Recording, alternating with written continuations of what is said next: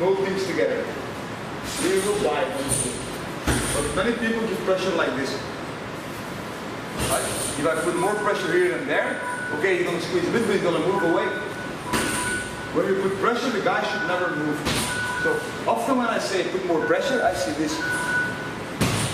No more pressure. More pressure is this. Look, you bring the arm to the chest. Let's pressure with my arm. Resist a bit too. Yeah? Please pressure with my arm, I'm gonna get tired. So what I do instead is make my arm strong and then bring my chest closer. How do I bring my chest closer? By straightening the hip. See? So what I'm actually doing is this.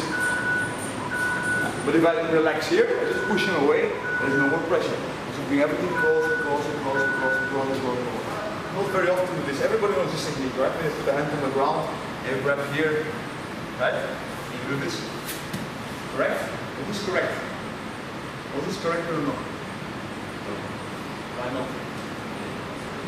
Yeah? It will not be correct because I will be asking what was wrong. What is wrong? Do you know this? I'm here. What is it? What is the wrong thing? I would sit behind it instead of doing. Okay. The wrong thing is this. You don't go to the bottom. If you're on top, you don't go to the bottom. If it's MMA, punch your feet out. Right? If it's a real fight, you want to keep oversight and nobody is coming. And if you're winning the fight in points already in the competition, there is no need to take the risk. The only times when I do this is like, for example, the last 20 seconds of a match, where like I'm very sure I've won, and I want to have a big submission like in Ede, when I give extra points from behind, and you go there, you take a risk here, and you do, but otherwise there is no really good reason to go down. So instead, what you want to do, I prefer not to have the mount, and I don't want the back. What I want is his side. The shoulders are always on the side of his neck. So instead of me going down, what I prefer here is putting him on his side. This is much better. Look, if I'm here, what is going to happen? Turn back. Turn back to your back. That's not going to happen. Okay, turn to your belly. Oh, very nice, even better. Turn, turn, turn. This is the best position possible. There is nothing that beats this. In competition, it's often difficult to tap because you're not allowed to put his face, you're not allowed to grab his, you can just hold the ball in, but even here, just keep squeezing and stay here forever and grab his hand. Maybe you're not going to tap him, you're not going to lose. What you should never be doing is this. Put your butt backwards, going for the choke, because then he puts his butt backwards as well. And the next before you know it, you end up on the ground. So when you're here, don't take risks, keep the squeeze. Try to move, try to get out. Okay, look what's going to happen. Look. Exactly, he's always going to expose his side. And that's what I want. I want to put my knife with my hand on the side of his neck. Here. Preferably, I can do it here, but preferably I want to be having it here. Look at here. Here this happens. I can stay in the mountain with pressure. This is more or less a crank, right? Which would be good, but to do it more clean, from here you're going to go to the side. Step out. And here, look, elbow in the hair. Look at here.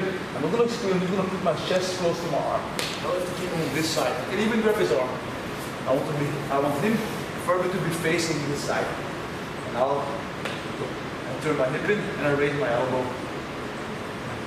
I like to keep my legs low. Okay, what's your defense going to be? Keep your arms tight. Grab here. Arm. Squeeze your arms together. Put your arm behind the elbow. You start walking with your hand. Keep tight, okay?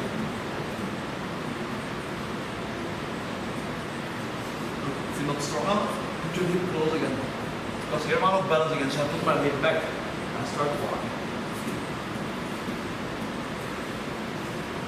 Look.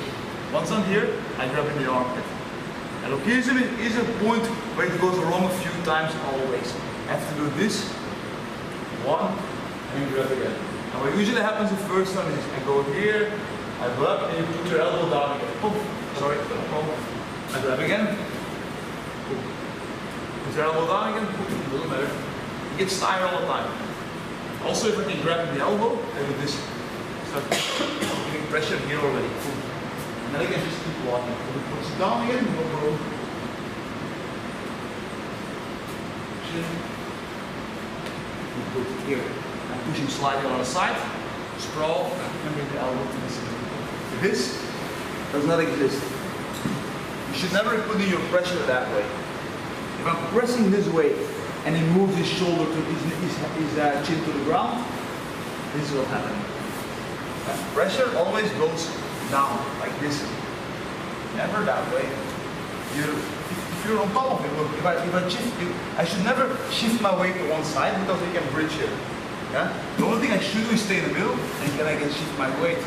So, for example, if he starts turning that way, go very slowly, he starts turning that way. Yeah? Is this correct? No, because now he can turn my way and I will fall. So what is the correct thing to do? Is stay in the middle, and when he starts rolling, I put my pressure here. Roll the other way, I put my pressure here. I should always keep my spine aligned with this spine.